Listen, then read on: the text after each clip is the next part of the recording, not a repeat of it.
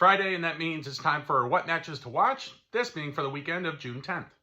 This time around, I have two Champions League finals for you to take a look at, as well as a rarity kind of match that is occurring in Italy. On top of all that, let's take a quick peek at the Turkish Cup final, and then over in America, Argentina, as well as Brazil. Beyond that, the return of international football. The biggest match of the week is this Saturday at 3 p.m. Eastern, that being the Champions League final in Europe between Manchester City and Inter Milan. The players to watch out for in this one on the Manchester City side are the general ones that you'd expect, being Kevin De Bruyne as well as Erling Haaland.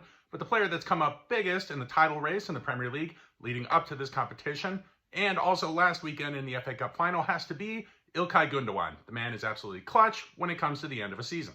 The second match to take a look at is the Champions League final in Africa. This is between Wydad Casablanca of Morocco and Al-Ahly of Egypt. It's on Sunday at 3 p.m. It's on beIN Sports. You can find that in America through Fubo TV. The format of the final in Africa is different from in Europe, seeing as it's a two-leg final. It's something they've done traditionally. The last 3 years have been a single match, but they've returned just this season to doing a two-leg final. Right now, Al-Ahly have a 2-1 advantage over Wydad. The thing is, Wydad has one really key advantage in their favor. That goal that they scored in Egypt counts as an away goal. The away goal rule still counting in this competition, where it doesn't across most of the other ones in the last couple of years. So if Wydad can win 1-0 at home, they take the title.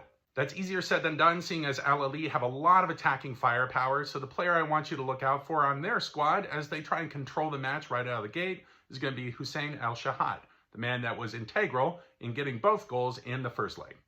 Next, let's hop over to Italy, where something is going to happen that hasn't occurred since 2005. That is a playout match. A playout match is a concept that's used as a tiebreaker in leagues where two teams at the end of a season are tied on a certain key position. In this case, in Italy, it's done for relegation this year. In 2005 was the last time this occurred. It's been a rule that's been removed in the country until just this season.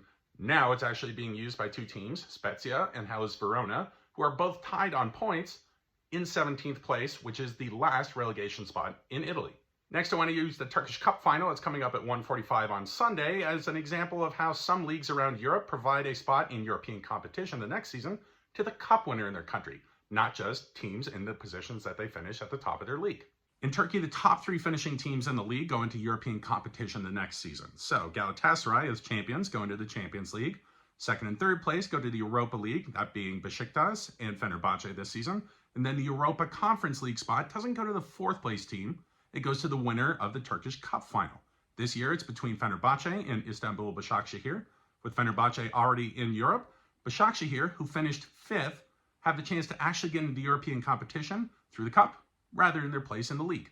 While you can't find Turkish League football on TV in America, that's on beIN Sports and Fubo TV, the Cup final isn't shown in this country. All right, let me get you a Brazilian and an Argentinian game for the week. On Sunday, let's start in Brazil with São Paulo against Palmeiras.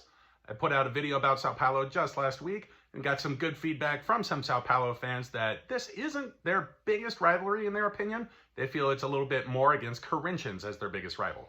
Regardless, it's a good match to watch on Paramount Plus at 3 p.m. on Sunday. Let's hop to 4 p.m. on Monday because I want you to know about this team that's having a low-key, fantastic season. They're keeping in touch with the leaders in Argentina, that being River Plate, who are amongst the two biggest clubs, along with Boca, their biggest rival. This club, San Lorenzo, who are playing Central Cordoba at that 4 p.m. start time on Paramount Plus on Monday, are a fantastic club. They're part of the Big Five in Argentina, River and Boca being part of that, along with Racing and Independiente as well. The important thing here is San Lorenzo are only a couple points off the lead with a couple match days still to come, but they've only given up 7 goals this season while still scoring 19. It's a fantastic season. They're going under the radar, but I don't think they should. If you're watching Argentinian football, this is a team to take a look at. And finally, the return of international football matches. There haven't been many since the end of the World Cup, and gratefully, players don't need additional matches to play. But with the European leagues wrapping up, UEFA's back at it with what they call the Nations League. That comes up this Wednesday and Thursday with a final on Sunday. So people either love or they hate international matches. I mean, everybody loves a big tournament. So the World Cup, the Euro, Copa America, those are great because there's a big trophy. But other ones, friendly matches, or sometimes these ones in the Nations League feel a little bit superfluous, like you're taking players away from the club and you don't get to watch the club that you love for a little while so that this tournament can happen. This time around, with the European leagues wrapping up, it's not as big of a deal, but it's still more matches for players to play, which is a bit exhausting. Anyway, with Nations League, there is a trophy this time around This being 4 teams are in semifinals for a final on Sunday. On Wednesday, you have Netherlands and Croatia. And then on Thursday, you have Spain and Italy, with the winner of those 2 matches facing each other in that Sunday final. And last match down, the equivalent of the Nations League, also called the Nations League, but in North America, goes off on Thursday with the United States playing Mexico at 10 p.m. Eastern. That's going to be a good one, always is, as well as the other side of the bracket being Canada and Panama. Okay, so that's what you should watch this week. Obviously, there are a lot more matches. Drop me in the comments anything else that I've missed that you feel is important for people to watch.